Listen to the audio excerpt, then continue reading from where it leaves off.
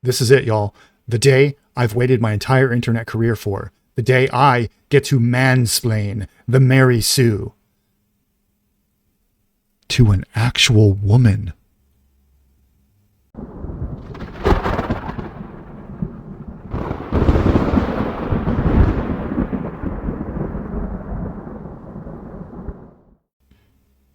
Hey, well met travelers. Thanks for stopping by my channel. I really appreciate it a lot. My name is Bob of the Old Ways. If you're new here, welcome. If you're not new here, welcome back.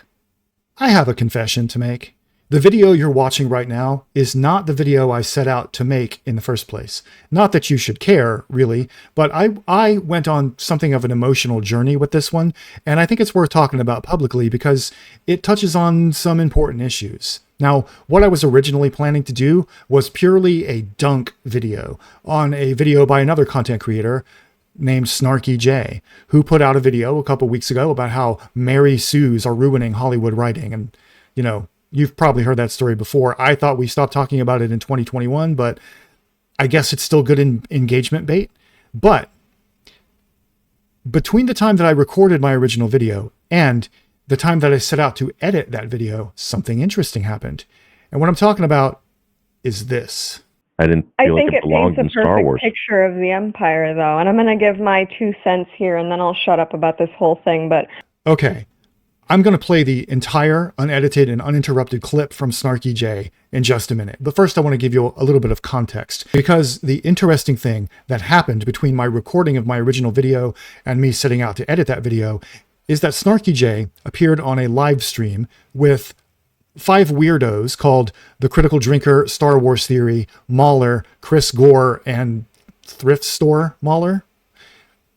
And she was on that live stream because the Star Wars TV show Andor had just dropped an episode featuring Grape, as the kids like to call it. And the typical grifter space over there, the Pack-Leds, We are smart. the weirdos, were trying to drum up some kind of drama about whether Star Wars should be depicting this and how they should talk about it and that sort of thing. And a couple of the guys on this panel had just spent about 7 minutes saying some really cringe stuff, including that maybe if Star Wars wanted to portray this, they should come up with like a space word or something to talk about it indirectly. And at that point, more or less, Snarky J just wasn't having it anymore. So here's what she said, uninterrupted and unedited, at least in the clip that I'm looking at. This is not the entire live stream. But in the clip that I'm pulling from, this is the only thing she says. And she cooks these dudes. But what's interesting is what happens immediately after she says this. So here's the clip. I didn't I feel like think it it belonged paints in a Star perfect Wars. picture of the Empire, though, and I'm going to give my 2 cents here, and then I'll shut up about this whole thing, but I think as an individual of a certain persuasion, that scene was very personally powerful to me and difficult to watch. But I will say the following.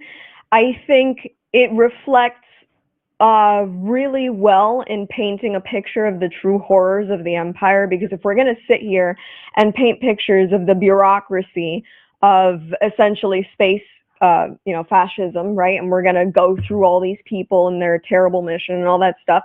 It makes perfect sense to me that you would have Imperials that are essentially working almost unchecked, because somebody like Palpatine and Vader is not directly overseeing what Joe Schmo is doing on this planet to these people, right? So it makes sense to me that it happens. Now, the fact that it is strange to see it in Star Wars, I can agree with that. And I think that a show like this, to be completely honest, needs a higher maturity rating, because I don't think that a 14-year-old, for instance, I'm pretty sure that's the rating of Andor right now, is 14 and up, should be exposed to that sort of content. I think it's intense in that regard. But if we're talking about making an adult show that is for adults about Star Wars, it has a Star Wars label on it, but it's meant for an adult audience, that is something that happens. People that are power hungry and cruel commit acts like murdering children, like blowing up planets, and therefore forcing themselves on women that they see as basically inhuman is not out of the question.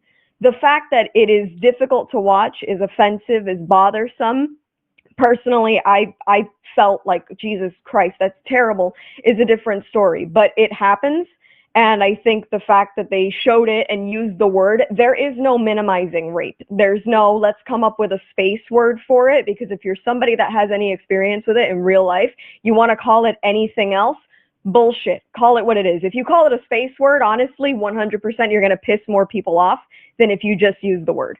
Now, would it have been a little more gentle to say attacked? Sure. But the fact of the matter is what happened, happened.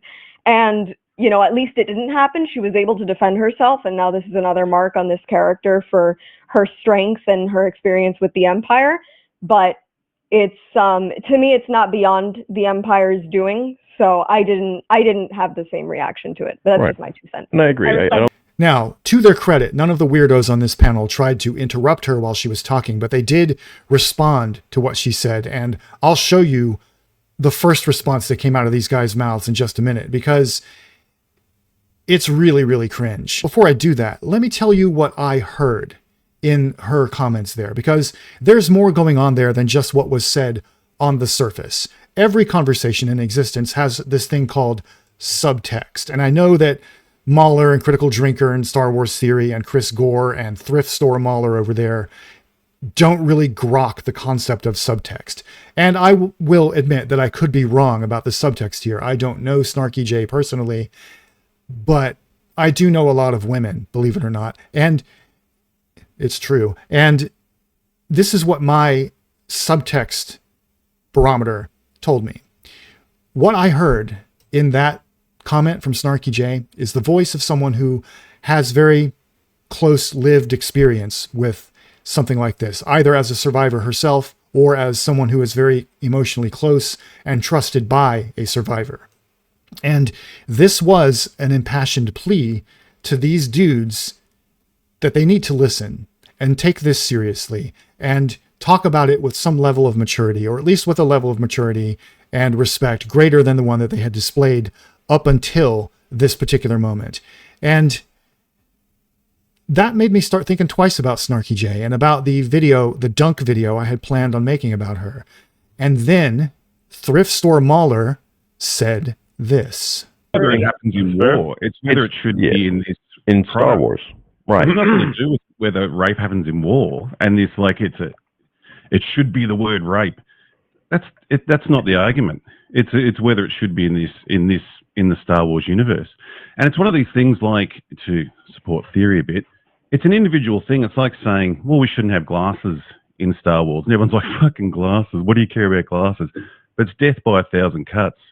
George Lucas had this vision that he liked, and he had these rules, and they're slowly getting eroded away. And the ratings are reflecting it. Like, we've lost what Star Wars is. Now, personally, I don't really care about the scene that much. Again, I don't want to get into a fight about whether they should wear glasses, but I don't think they should wear glasses. And it's the same sort of argument. Well, in real life, we wear glasses. You don't know what it's like to wear glasses. You should have to. Theory, you should love having glasses in bloody Star Wars because you're wearing some glasses now. I fucking hate glasses. The argument's whether this should be in Star Wars. And that's what the argument is, not whether rape is horrible. And if you've personally experienced it, oh my God, you don't know what it's about. That's a ridiculous argument. It's whether it should be in this product or not. And that's what it comes down to. So there's a reason I zoomed in on Snarky J during that comment, because to my lights, this is the face of someone having an existential moment of dread. The face of someone who's realizing that should she ever need to disclose something like this in real life, these dudes she's talking to are not the ones to be trusted.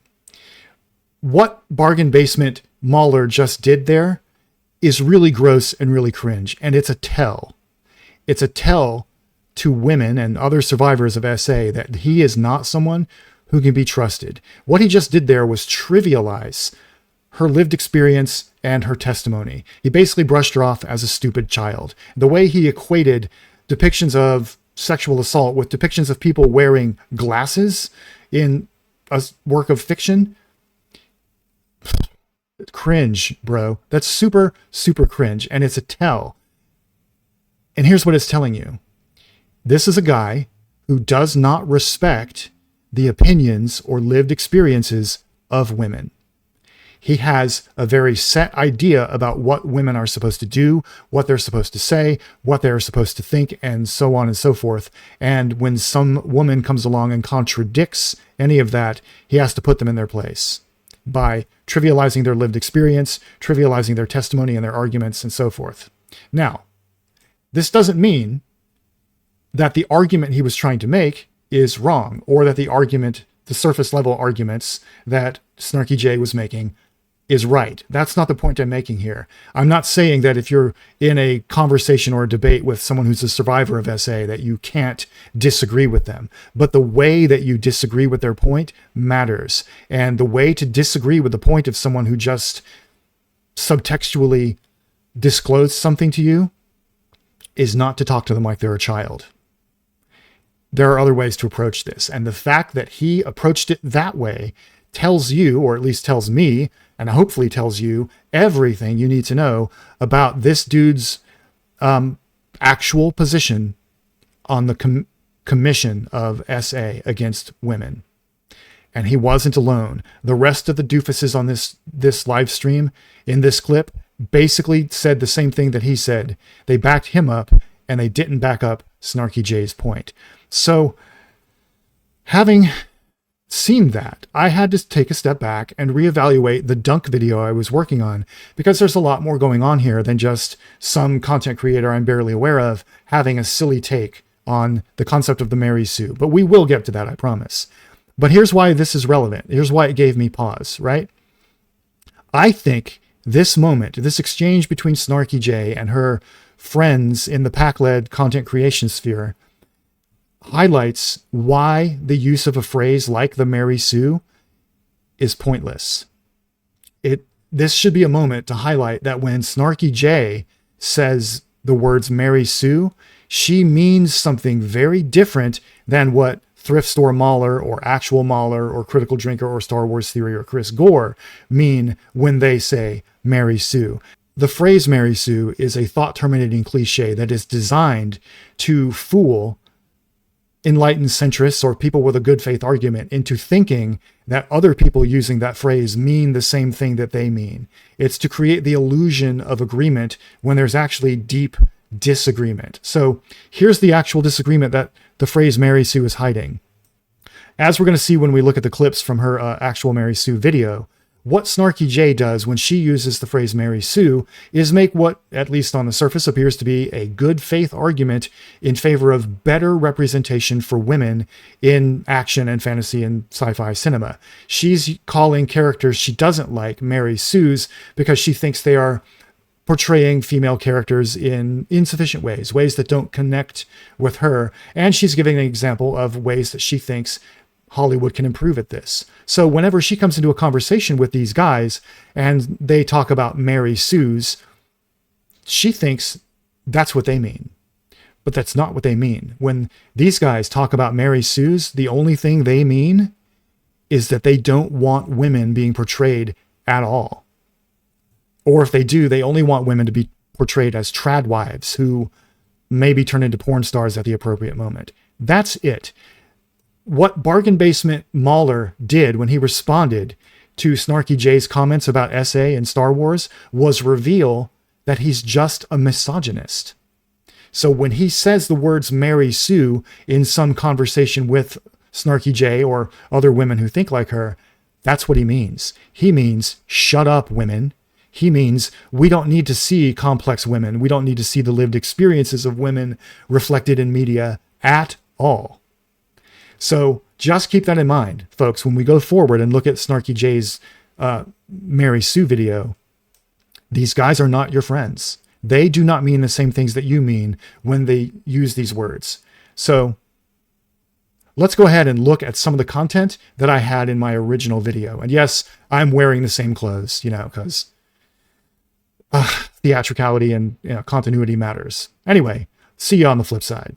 So Snarky J is a content creator who has had some success as a cosplayer, and an S-tier cosplayer, if you ask me, who, as far as I can tell, rather recently took a detour into pack-led content, as I like to call it, grifter content, chud content, whatever you want to call it, anti-wokeness, right? And I'm not quite sure what she thinks she's getting out of it.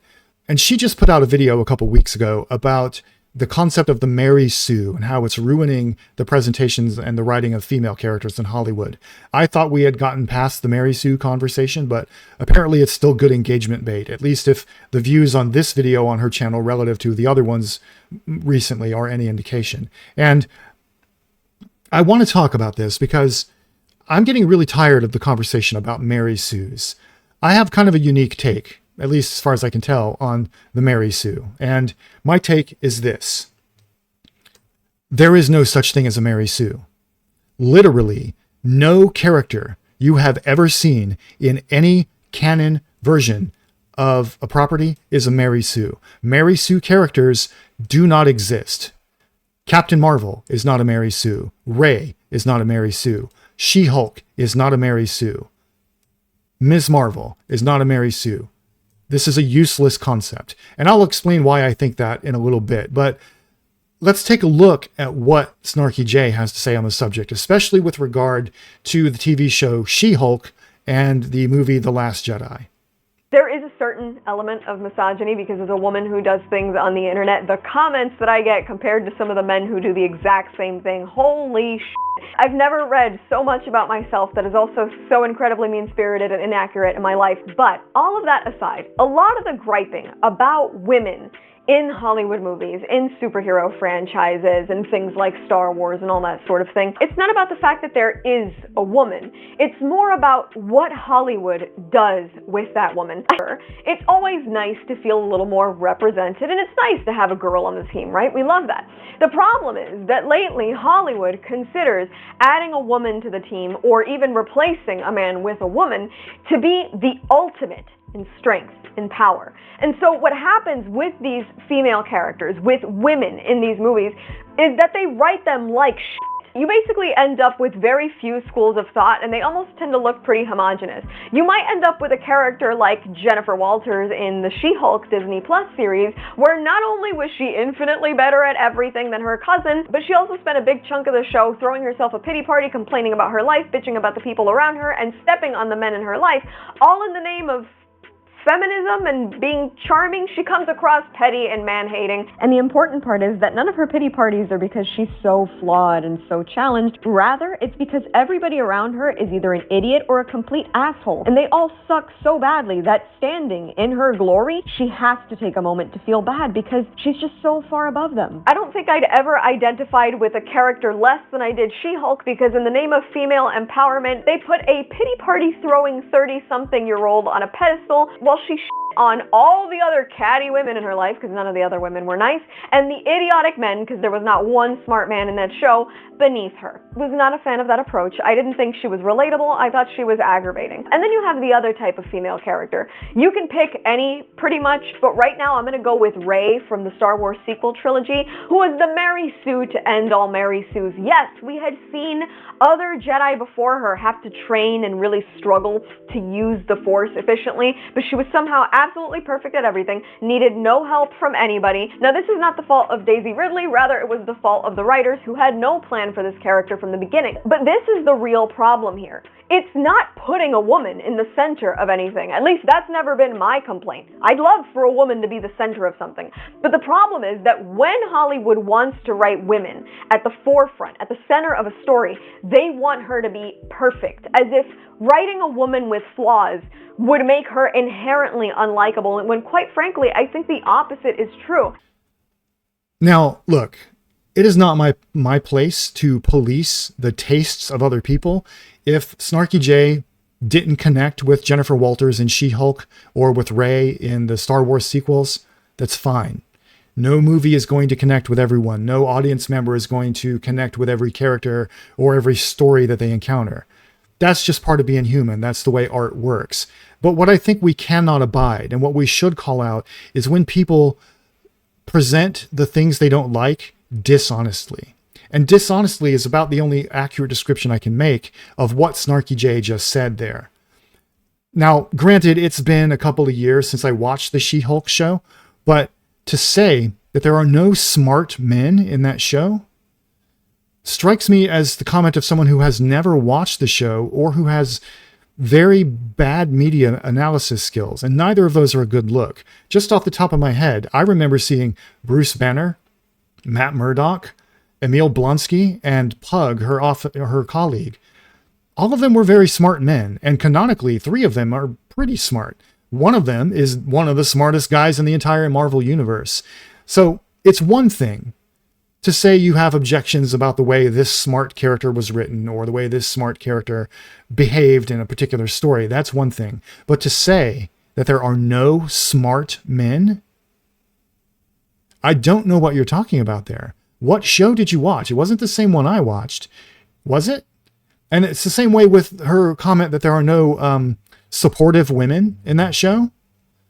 I don't remember all the female characters off the top of my head, but it's definitely ignoring Ginger, her best friend, who wasn't catty or gossipy or backstabbing in any way. And I believe Megan Thee Stallion was in there, and she wasn't that way either, although that was a pretty brief appearance.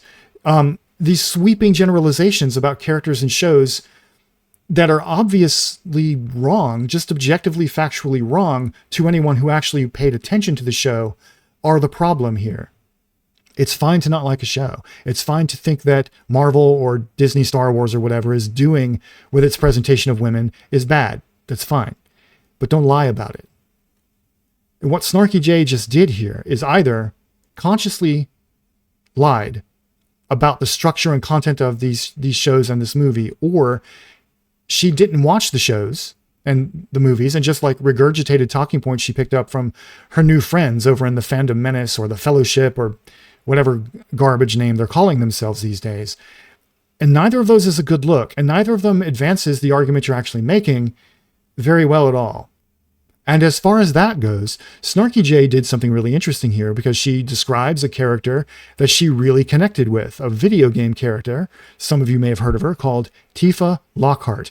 And what I find interesting here is the way Snarky J describes Tifa Lockhart in contrast to Jennifer Walters and Rey. So let's take a look at that. They give the men these complicated struggles, these deep-seated fears, these things that they have to contend with, and they build a hero around one really important thing: resilience, the strength to rise up against the struggle.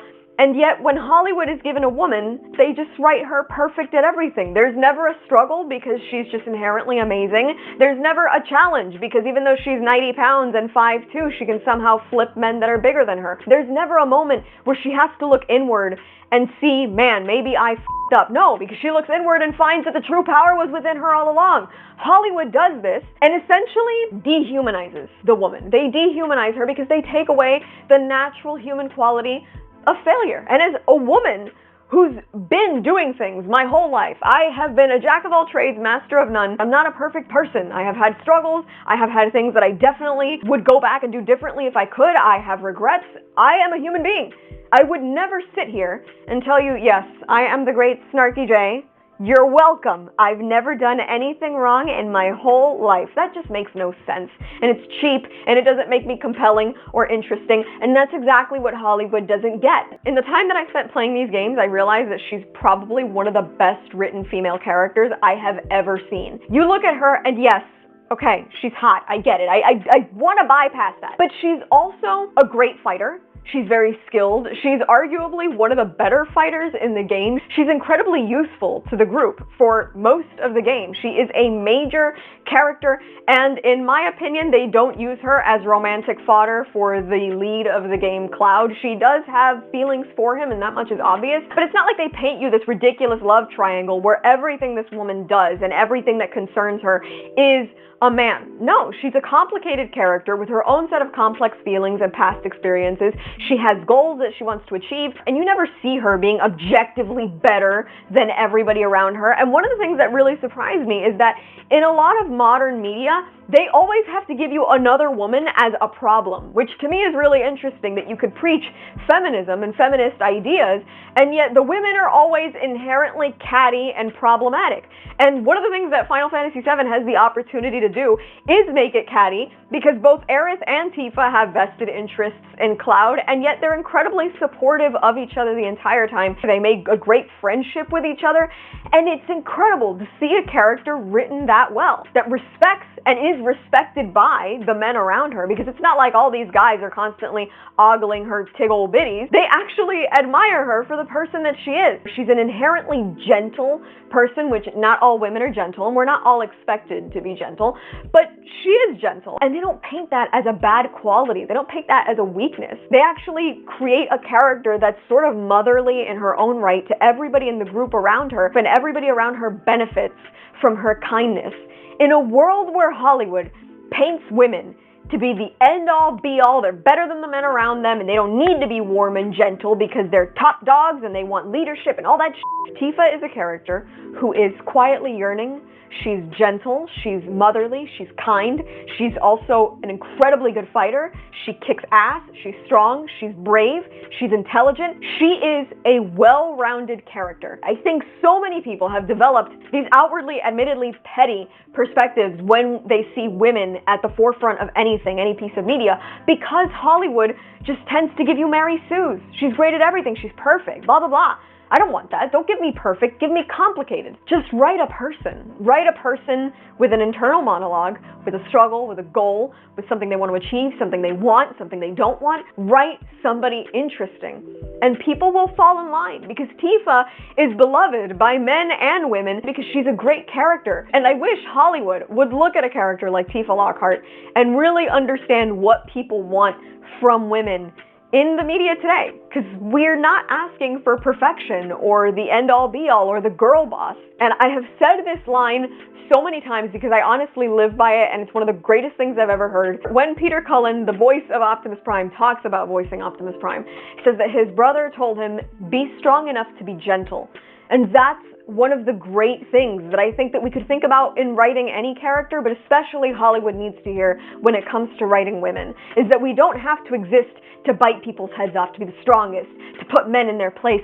We don't have to attack the world like that. And in fact, real people that walk through life like that are kind of repugnant. I don't want to deal with somebody that walks out with a chip on their shoulder. There's a strength and there is honor in being gentle and being kind. It's not weakness. There's nothing weak about being a woman that is kind to the people around her. There's the difference between being a doormat and being a nice person. And I think Hollywood has really just blurred that line entirely and has just decided to throw the baby out with the bathwater, and if you're not a girl boss, you're not getting written. And that's a real mistake, because as a woman, I think that we could contribute a lot if we were written better by people that understood good character writing and weren't just looking to check off a, look, we put a woman in it box. Also, we made her better than men at everything. Check that box too. Just give me a well-written, well-rounded person. You don't have to be afraid to make her vulnerable just because she's a woman. I promise you, we're still going to buy the action figure. Because honestly, I'm buying her. I need her. So what I hope you noticed in her description of Tifa Lockhart's qualities was nothing about Tifa Lockhart's struggles, nothing about her resilience, nothing about her flaws. It was all a list of positive qualities that Snarky J felt she connected to with this character that she feels are missing from She-Hulk or Rey or whatever other character she doesn't like. And I'm not going to argue that Tifa Lockhart is not any of those things. I've never played Final Fantasy, so I don't really know. I'll take Snarky J's word for it. But what I find interesting about it is that Snarky J builds an argument against the concept of Mary Sue's talking about She-Hulk and Rey, and builds that argument on the notion that we need to see more women characters who struggle, who are resilient, who aren't perfect, who have flaws, who are messy, and so forth. And then when she describes a character, Tifa Lockhart, who she feels is a good example of writing a female character, the description she gives is not any of those things. And so that leaves us with a conundrum here. I am willing to bet that if we ever got a live-action adaptation of Final Fantasy that gave Snarky J the depiction of Tifa Lockhart that she likes, that she wants to see, her new friends would call that character a Mary Sue. From the perspective of somebody from the outside, from the perspective of somebody who thinks Mary Sues are actually a thing and who disagrees with Snarky J, what she just did was describe a Mary Sue. By her own standard established in this video, what she describes when she talks about Tifa Lockhart is a Mary Sue. And that just highlights that all of this is subjective, and the entire concept of the Mary Sue is worthless. So let's take a few minutes to talk about why that is. Now I know this will come as a surprise to some of you because of the youthful cast of my beard, but I am Generation X, which in internet years basically means I am a lich. Okay, lich. And one of the benefits of being an internet lich is that I remember a time before the internet. Barely. My parents, or specifically my dad and my uncles, took me to see Star Wars when it was released. And I mean Star Wars. I don't mean A New Hope. It wasn't called A New Hope then. It was just Star Wars. It was the only Star Wars movie. Now, I don't remember going to see that. What I know about the movie, I know from rewatching it years later when I was able to understand what I was watching.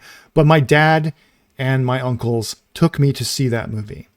And in their conversations about it, both, I presume that day and in the years to come as I was growing up around them, their discussions about that movie were really interesting because they hated Princess Leia. They hated Princess Leia. They hated Princess Leia so much that neither my dad or any of my uncles, who were all future MAGA people, ever watched any of the other Star Wars movies. To my knowledge, my father went to his grave having only ever seen A New Hope. And the reason they hated Princess Leia is because, in their opinion, she was a feminist harpy. She took control of her own rescue mission and had a higher body count than either Han Solo or Luke Skywalker, the presumed male heroes of this story. You see, my dad and my uncles were old school science fiction fans. They grew up on stuff like Flash Gordon and Buck Rogers and all those old serials and stuff from the 1940s and 50s when they were kids. So what they wanted when they went to see this new updated modern version of a space opera story was one in which the male hero goes in and rescues the damsel in distress, and she rewards him with love and maybe sex and power and access to a kingdom and all this other stuff. And that's not what they got. At the crucial moment, when the plucky male hero steps into the prison cell to rescue the princess, she kind of talks back at him. She's kind of a mouthy broad, and she's braless, you know what that means. And then she takes the gun and she takes over her rescue mission and starts giving orders, and all of the men listen to her. They all take her direction. I mean, they complain about it, but they end up doing what she commands them to do. And this, my future MAGA father and my future MAGA uncles saw and considered to be a travesty against a type of media that they loved. They grew up on this kind of stuff, and they hated seeing this tradition upended. They hated seeing their expectations undermined. And that attitude, that opinion about Princess Leia from them stuck with me as I grew up. I never agreed with it. And if I have to, confess, honestly, Princess Leia was one of my first fictional crushes. She became like the template for my perfect woman for a long time, both in terms of personality and looks. So I never really disagreed, or I never really agreed with my dad and my uncles, but their attitude stuck with me because I kept seeing it over the years, both from my family, because, spoiler alert, my dad and my uncles also hated Ripley from Alien because they felt that role would have been better served by a man. And later on, when they heard the rumors that the role had been written gender neutral and that a studio executive had recommended to Ridley Scott that they cast it specifically as a woman, that really made them mad because that was a woman stealing a role from a man. They hated Sarah Connor in the Terminator movie, not so much the first one, but in the second one, whoa, that was almost a breaking point with me and my dad right there. That movie almost ruined our relationship because he hated Sarah Connor. All of this to them was feminism ruining their heroic media. And the point I'm making here is that this is nothing new and it's nothing unique. This has always been the reactionary impulse. And this ties into my relationship with the concept of the Mary Sue in the following way. When I was coming up as a geek, we didn't have the internet. And when the internet became a thing, we didn't have social media. There was no YouTube. There was no Twitter or any of that stuff. What we had was message boards and forums, text-based places and communities where we could talk about these things. And that's where I first encountered the Mary Sue, the concept of Mary Sue. Specifically, this was in a Star Trek message board that I was a member of. And it was around the time that Star Trek Voyager had been announced and the news that it was going to be a female captain. And I was, as one does, trawling, I should say, through the message boards one day, and I came across a post that was titled something to the effect that the new captain is going to be a Mary Sue. And this was a reference to Captain Janeway, who I don't know if we knew that was going to be her name yet or not, but she may have just been the upcoming female captain. But somebody was very mad about the idea that a woman was going to pilot or command a Federation starship, because it had been established in the lore of the original series that women were not allowed to command starships. So they used the phrase Mary Sue. And I had never heard that phrase before, so I opened it up to see what this person meant. And I don't remember this person's username, so I will call them Nerf Herder. Okay? So Nerf Herder wrote this screed about how giving a woman command of a starship in a Star Trek series was a great travesty. It was part of a obvious feminist political agenda to destroy masculinity or whatever. They used different language than we would use today, but that was the gist of it. And I thought that was kind of weird and silly. But this discussion thread was long, and a lot of people pushed back on this because at the time, the phrase Mary Sue did not mean a perfect, flawless woman who can do no wrong and is better than all of the men and whatever else people think it means today. At that time, Mary Sue still had a very specific definition. It was only an author's self-insert into a piece of fan fiction for Star Trek. And a lot of people pushed back on that and said, wait a minute, why are you calling this new character a Mary Sue? Don't you know that Mary Sues only exist in fan fiction? You're using this phrase wrong. And Nerf Herder gave a very interesting response, along with some of his friends, who we'll call moof milkers. So Nerf Herder and his moof milkers gave an interesting response during this long conversation, which was basically, yes, we know that's not what Mary Sue means right now, but we have a political agenda. We are conservatives, we are anti-feminists, and we don't like the choice that Paramount is making to have a woman captain. So we are going to claim Mary Sue for our political purposes. We're going to use this phrase as shorthand for radical feminism, which is what we're against. And, the debate went on endlessly. I never got to the end of it because that's the way text-based forums were. Threads went on forever if there was a hot debate and things got nested and you couldn't keep track of it or anything like that. But the point that I took away from that, and that has stuck with me all these years, is that people like my future MAGA dad, my future MAGA uncles, and Nerf Herder and the moof milkers in those old Star Trek forums were consciously manipulating language. They had made a decision to take a phrase from Star Trek fandom that had a very specific meaning and try to broaden its definition so they could use it as a mask, as a shield, as shorthand for their political agenda. And they were very explicit about it, the same way that folks today like Steve Bannon are very explicit and very out in the open about the way that they manipulate the media and trick all of you into thinking things like Mary Sue means X or forced diversity is a thing and all that. It was the same thing back then. The difference was that we didn't have social media to the extent we have it now. And so they got written off as weirdos and mostly ignored. But now they have a lot of social capital because they know how to manipulate social media. And the point I'm trying to drive home here is that language evolves. And sometimes it evolves on purpose. Sometimes it evolves because it's being manipulated. And the concept of the Mary Sue is one of those things. It has been distorted and manipulated to mean anti-feminism. And that was done on purpose, for the purpose specifically of manipulating public opinion, of tricking future generations into thinking that this is what Mary Sue has always meant. And it's gotten so bad now that the phrase doesn't really mean anything at all. The idea that any character as a Mary Sue creates a lot of vagueness about what you're talking about. It does not provide clarity. It doesn't tell us anything about the character you're calling a Mary Sue, and it really doesn't tell us anything anymore about the person who's calling that character a Mary Sue. It has become so broadly defined that you can have two people, or more than two people, describing the same character with the same terminology and meaning completely different things. And that's what's going on with Snarky J here.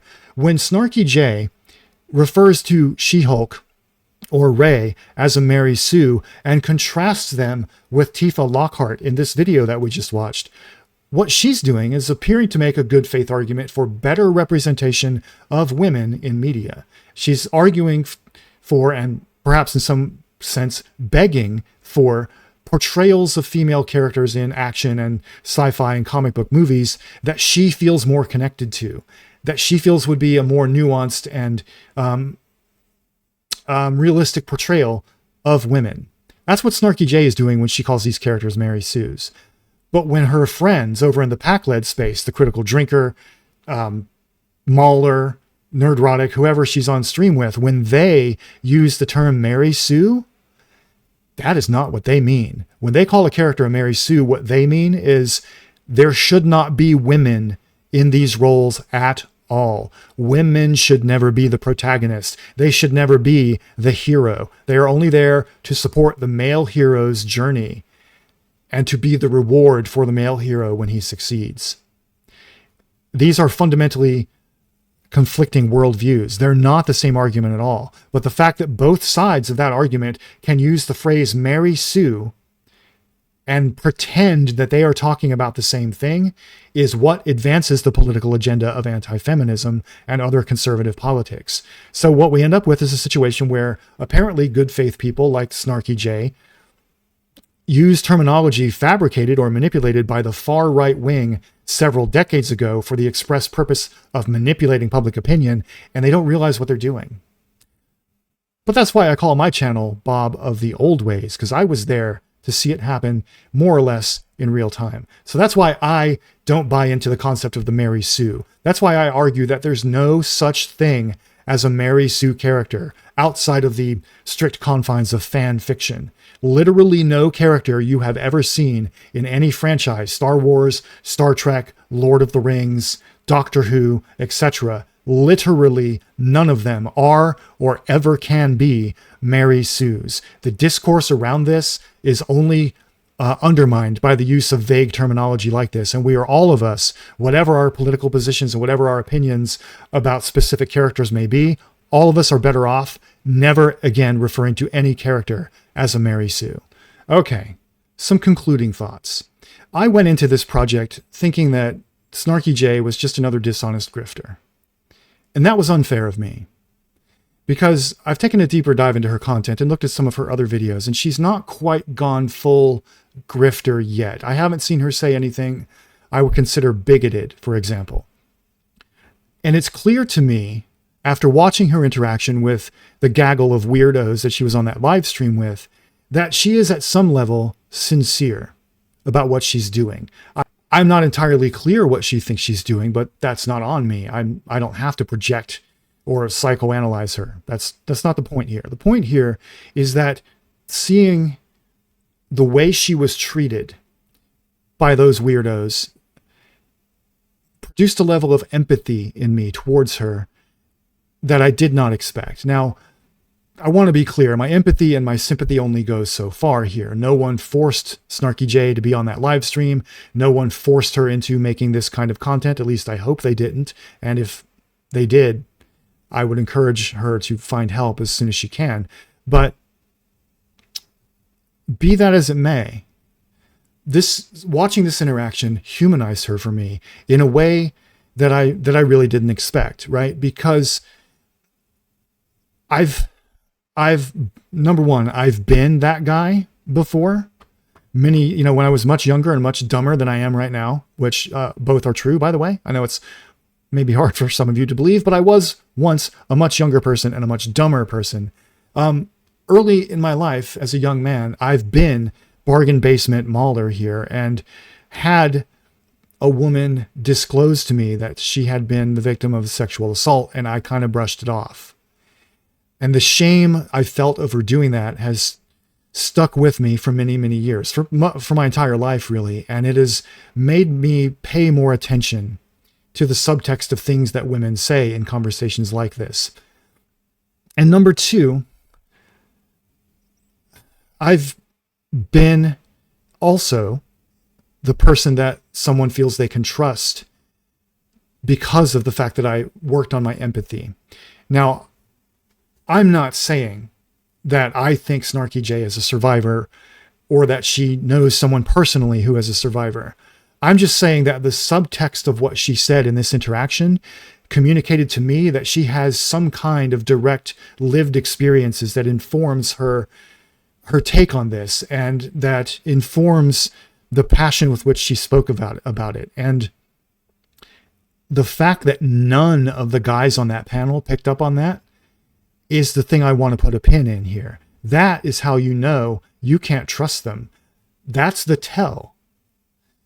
As I said before, this doesn't mean they're not allowed to disagree with her. If she makes a point based on her relevant lived experience that's informed by either direct survivorship of this or being close to someone who is a survivor of it, that doesn't mean you're not allowed to disagree with her take. But what it does mean is you should have the maturity and the empathy and the emotional intelligence to pick up on the subtext there and frame your response in a way that is more empathetic and sympathetic rather than confrontational or dismissive like Bargain Bin Mahler was here. And frankly, like Mahler and Star Wars Theory and Chris Gore and The Critical Drinker all were in that live stream. And I would hope that maybe, if not Snarky J herself, but people like her who saw that, I would hope they understood what was being revealed in that interaction there. That the dismissiveness with which they attacked her argument is a tell